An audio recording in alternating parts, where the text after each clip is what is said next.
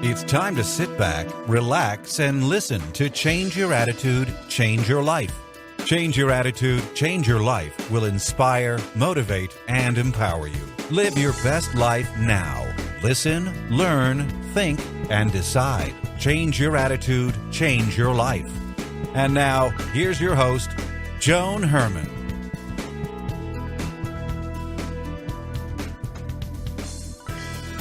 Welcome to Change Your Attitude, Change Your Life. You're listening to us in your neighborhood from coast to coast and around the world. Thanks for tuning in. I'm Joan Herman, author, speaker, and your host.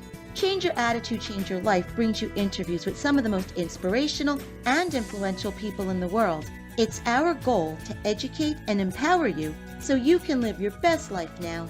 Thank you for taking time for yourself, and thank you for letting us be a part of your life. We have another great show for you today. Joining me is Zhena Muzyka, author of the book Life by the Cup. Against all odds, Zhena began Zhena's Tea Company, and her products can now be found on the shelves of more than 20,000 stores nationwide. Zhena is an inspirational speaker who teaches that with knowledge, anyone can alter fate. Welcome, Zhena. Thanks so much for joining us today. Oh, thank you for having me, Joan. I'm really honored. Zhena, you created a company with a tea product that can now be found in more than 20,000 stores nationwide. How did that happen? You're laughing. How did that happen? How did that happen? I was thinking, do we have like 6 years to chat? Well, it's kind of like the title of your show. I had to change my attitude in order to change my life. I had been really thinking I was an artist and, the starving artist sort of, mentality. I was writing a book about my grandmother and really living the lifestyle of off the grid, $10 was a lot of money. I was living on a small writing grant. And then when my son was born, I had to, pay for some major operations early on when he was in between 4 and 6 weeks old. And I had not concluded that I would need to have health insurance and all of that. I thought, well, I'll just have this sweet little home birth and I'll have a midwife and my friend's a doctor. Everything's going to be perfect. But he had a really severe kidney defect and things did not go as planned. So I had to, really fight the hospital system because when I went to try to get a proper insurance to pay for his operations, it turned out back then a birth defect was considered a pre-existing condition and no one would cover him. So I had to come up with $17,000 out of the blue, and I was not in a position to do that. So I prayed and really did some soul searching and realized that, my hobby of herbal medicine and tea and my grandmother's teachings of, that herbs and teas can fix anything, mentally, emotionally, physically. I had a vision that I would throw a tea party, a new kind of tea party, taking my gypsy heritage and applying tea. And so I threw my first gypsy tea party and sold so much tea, and almost 300 people came, and I had belly dancers and tea leaf readers, and we paid, I started being able to pay for Sage's operations, payments, and things started moving in the right direction because it was a fresh idea no one had thought of, and it had come from a really, truly inspired place. And now Sage is healthy, starting high school. I can't believe it. And, 14 years later, the company is hopefully going to be a legacy in, how to create fun environments with tea, uplift humanity, and end poverty for tea workers. So Zhena, for someone who has a dream and a vision and a concept that could be cutting edge, how did you make this happen? I mean, what's the first step? Did you find funding? Were you able to just be creative? I mean, I know somebody's sitting there saying, okay, this is great, but how did you get from point A to B? But how do I do it? Yeah. Exactly. Well, so in the book, I have a chapter called Start Where You Are. And that, I believe, is the most powerful chapter because any dream you have is in a far distance. And you don't even know how you're going to get there. You just know you have to get there. And oftentimes what happens is we see the dream way out there and we are like, God, I'm not qualified. I'm not enough. I don't have an MBA. I don't have funding. I mean, I had a credit score of 300 when I started this company. I had collection agencies camped out practically on my front, porch. Like it was, I mean, I had no resources. And so I thought, well, who am I to have a gypsy tea party with belly dancers? Like, what craziness is this? But then the dream wouldn't let me be. So I asked my friends who were dancers, can you please come? I'll make some tea. I'll exchange tea. I'll pay you somehow. I won't be able to pay you with money because that's what I need too. And they were like, absolutely, we'll come. And then my girlfriend, Meg, she has this art gallery, and I said, can we use your backyard, your deck of your art gallery? And I said, we'll bring excitement to the art gallery, which will be great for you. She goes, absolutely, use it. Then I just started talking to people like artists, jewelry designers, and I started saying, I'm having a gypsy tea party. Will you come? And they were like, absolutely, that sounds crazy. Like, that sounds fun. So all of a sudden we had all these people come with their jewelry, their paintings, their music, their dancing, and we just celebrated art and each other. So, and then what happened is I served tea through it, and I was able to sell out of tea. Like in the first hour, I sold almost $1,000 worth of tea, and that tea had come from my yard, my friends' yards. I was drying herbs, blending it together in little packets. I was using really inexpensive raffia as a bow, and for me, that was a huge breakthrough because everybody was asking, when's the next one? When's the next one? And I had no idea at that moment that vision of having a place where people could let go of their worries, enjoy belly dancing, drink tea, laugh, and be together. I never knew that would lead to a retail product. Definitely just start where you are because you have no idea where it's going to lead, and that's the fun part. So, Zhena, how did you get from the home parties to product distribution? I mean, how did you learn what you needed to learn? You It was a entered the business long, world. I mean, that's the dog yeah. eat dog world. So how did you Oh, become yeah. part of that? Well, I asked a lot of people for help. There's a chapter in my book called Pride Can't Feed a Baby, and it was when I got home from the hospital with Sage, and I had no money for food. And I asked my neighbor if she could bring some, if she could spare any vegetables out of her garden. She had this huge garden. And she came over and brought me soup and some tea, and she ended up becoming, a dear friend and an investor. I didn't realize at the time that, she was wealthy because, she drove a beat-up pickup truck. She lived off the grid like me. We were living in, this little canyon, and she became a mentor and an investor, and she lifted me out, and it all started with me learning to ask for help.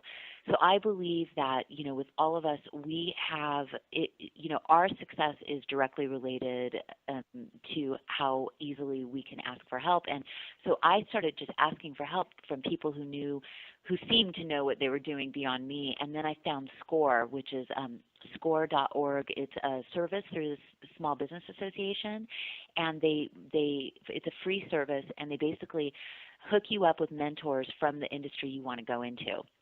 And so they set me up with a mentor named Jim Wolf, who had been the CEO of Balance Bar and taken them public. And Jim would meet with me once a month. He'd help me with my business plan, and they had business plan templates. And I sat at Barnes & Noble reading business books all day, nursing Sage. Like I basically just figured it out, and then a lot of trial and error. But what happened was my first investment was like a few $1,000s, where I was able to get a tea cart, and I wheeled it into my girlfriend's store, and I started selling tea off the cart. And that's the start where you are piece, is that, I didn't know that when I got that cart, people would want to take the teas home and keep them in their home, and then restaurants would want to serve them. So as the customers were coming to my little cart, I was doing maybe $50 a day. Like it wasn't, I had Sage in a baby carrier, and people were like, God, these blends are really good. Like, so instead of chai, I put coconut in it. Instead of Earl Grey, I put raspberry. Instead of, I had some unusual flavors. And what happened was people were like, oh my God, I want to take this home. So I thought, oh, well, maybe I could put it in packaging for them to take home, like a tin. So then I started wholesaling the tea to cafes, and it just started growing from there. And then Whole Foods discovered it and put us into the South Pacific region. But it was a lot of trial and error, a lot of work. And I joke, like, I'm the overnight success that only took 14 years. It's just a one step in front of the other, and following your intuition. I think at the end of the day, my intuition was everything. Mm-hmm. And the fact that I knew, because I had such a big faith in God, Mm-hmm. I knew, because I had, this relationship to the divine, that if I kept asking, dear God, please show me how to serve, I would then show up and figure out how to do the next thing. But there was, every day I would show up at, the tea cart and just cross my fingers and pray that people would show up and buy enough tea so that I could afford milk and gas to get there the next day. Well, Zena, what I thought is very interesting is that you said it's okay to ask for help. And I think oftentimes when people are beginning something, particularly in business, they see it as a sign of weakness to ask for help. Yeah. So, collaboration, that's how I get everything done. I collaborate with people. I ask for help. I learn. So I think that's a very important message, to not be afraid to ask for help, and that collaboration really is a key. Yeah, I actually have a chapter in the book called Collaborate to Be Great. And it was, a woman said, your names of your teas are too confusing. Like, I had gypsy daydreaming, gypsy dancing, gypsy this, gypsy that. And she was like, we don't know. Number one, in America, we don't know what gypsies are. Number two, like, I don't even know what this flavor is going to be. Like, what is gypsy daydreaming? I'm like, well, it's lilac and green tea. Like it's amazing. And she's like, well, how is someone going to know gypsy daydreaming is lilac with green tea? She's like, you got to make this simple for, old gals like us. She was just, and then she said, why don't you do something like put raspberries in Earl Grey and just call it raspberry Earl Grey, for God's sake. Just make it simple. And so that chapter, I start out saying, raspberry Earl Grey is one of my best-selling blends, although it wasn't my idea. And she was right. I mean, once I simplified the names and actually called them something recognizable, people bought them more easily, and it really helped my business take off. And those unexpected collaborations, we tend to go, oh God, if it's not from me, it's not authentic, and I don't want to put anybody out, and if it's not my idea, then. But the best companies have pools of ideas, and they all work together to collaborate, because together we make magic. Alone, we just, often we struggle. Zena, before we run out of time, for someone who has a dream and wants to take action, to sum it up, what does that person need to do to move forward? What does it take? Well, take action. I honestly, I wrote a blog yesterday, and it was, when you feel feelings of inadequacy and not being enough, simply do something in the direction of your dream. So if you want to paint, buy a canvas. You might not even know how to paint, but just take action. Put your stake in the sand. Let the universe know that you mean business and that you're going for it, because you never know how that's going to set off a whole chain of events that are going to serve you. And it all starts with taking the first leap, the first step. If you want to learn how to knit, buy the gear, or go get a book at the library. But whatever it is, take an action in the direction of your dream, even if you're not sure where it's going to lead, because the world will benefit you. And once you start making evidence in the world of your dream, you can't believe the magic that's going to happen for you. Zena, what about fear? How can someone overcome the fear of failure? And I hate that word, but people use it all the time. No, it's because it's real. I have fear of failure every day, Joan. I mean, I'm putting it out in the world, like, you're scared people aren't going to like it, or it's not going to serve them. I mean, every day, my son, I'm taking him to high school. I'm scared I'm going to fail him by not being a good enough mom. Like, we deal with fear all the time. So instead of running from fear or using it as a means of becoming paralyzed by it, instead say, fear, what are you here to teach me? Because fear is actually going to teach you a strategy for moving forward.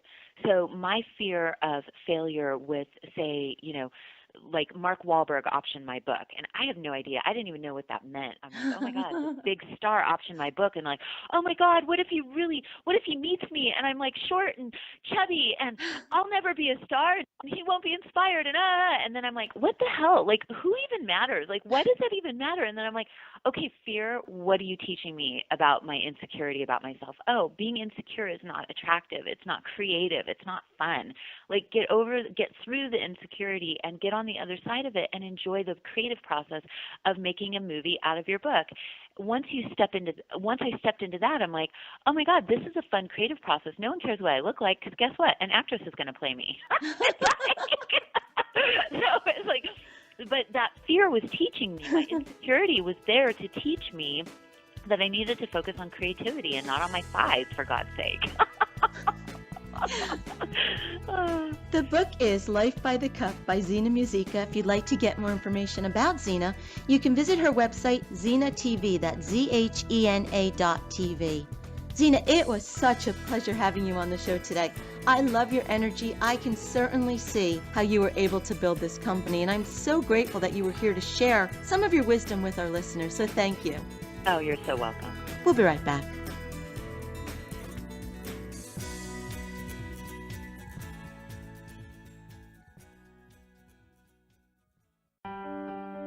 Hi, this is Joan Herman, host of Change Your Attitude, Change Your Life. Did you know that Change Your Attitude, Change Your Life has a free monthly digital magazine that can be read online or emailed to your inbox? Every month, nationally recognized leaders in their field provide information to educate, inspire, and motivate you. We believe in a holistic approach to life, incorporating mind, body, and spirit. Check out a copy of Change Your Attitude, Change Your Life 24/7. Visit CYACYL.com and be sure to tell your friends.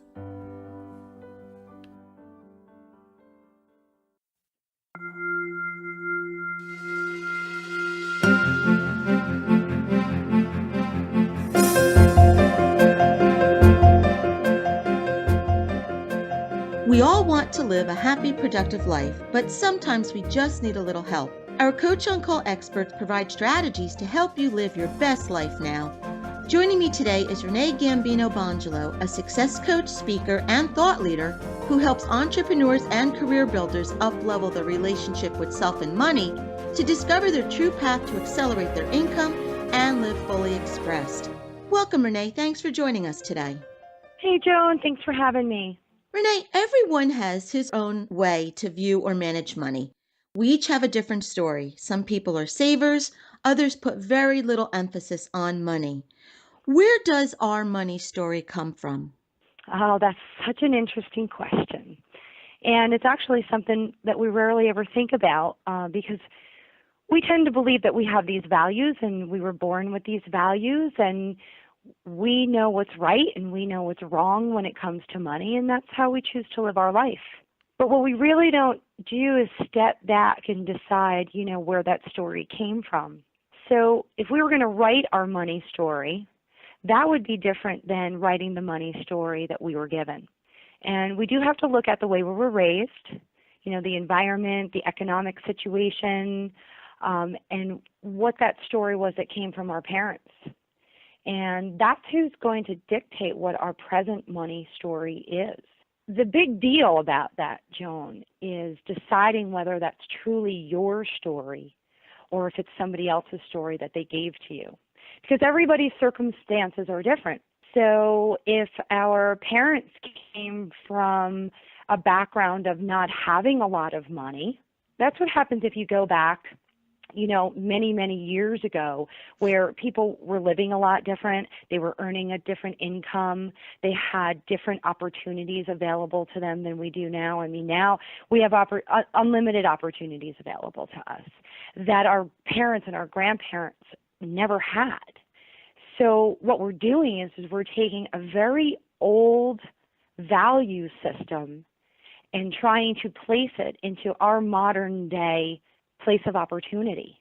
And that gets really, really incongruent.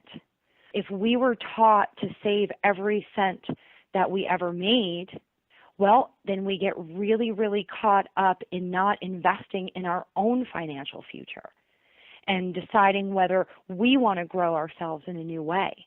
So we have to come up with our own value system. So we have to decide what was given to us and what we actually believe. So if I were to look back on my money story, I was raised that you have to work really, really hard.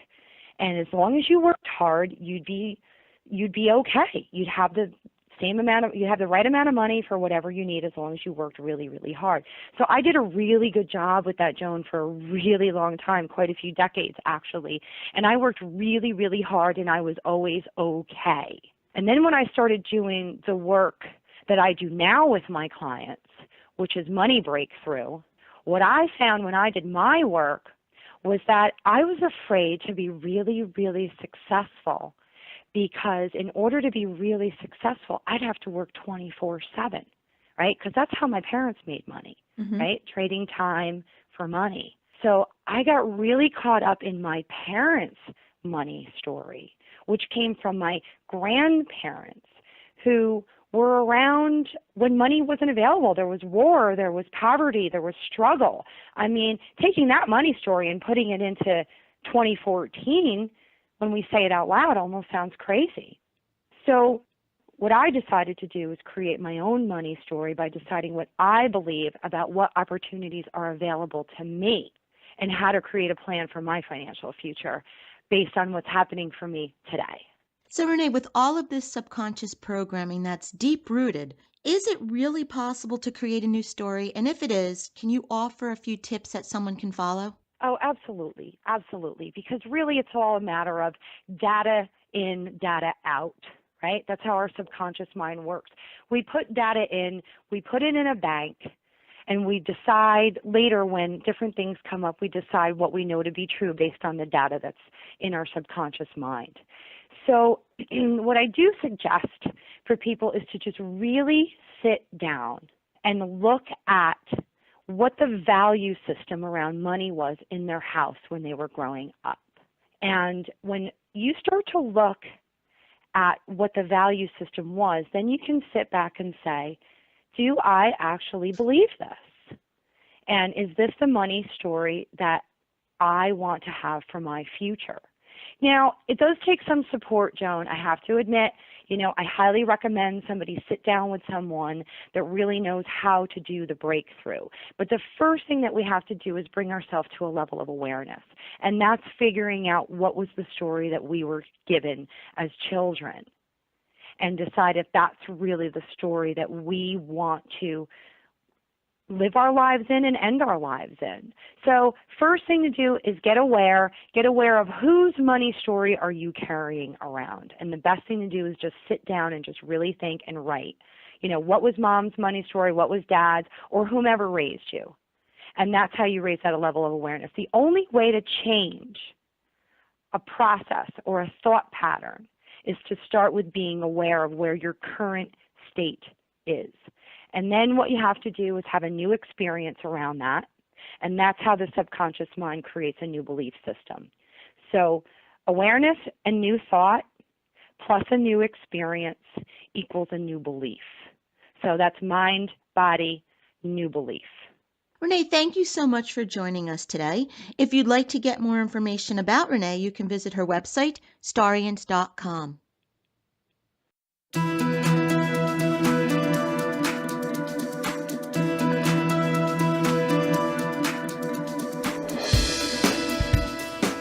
Thank you for joining us today. We hope you found the show informative. At Change Your Attitude, Change Your Life, we believe that knowledge is power. Take what you've learned, apply it, and live your best life now. Remember that the information provided are the opinions of our guests and should never replace the advice of a professional who knows your personal situation. If you'd like more information, visit our website, cyacyl.com. That stands for Change Your Attitude, Change Your Life. While on the site, listen to past shows on demand, read the digital magazine, take part in the book club, and be sure to follow the show on Facebook and Twitter. Until next time, this is Joan Herman. Thanks for tuning in.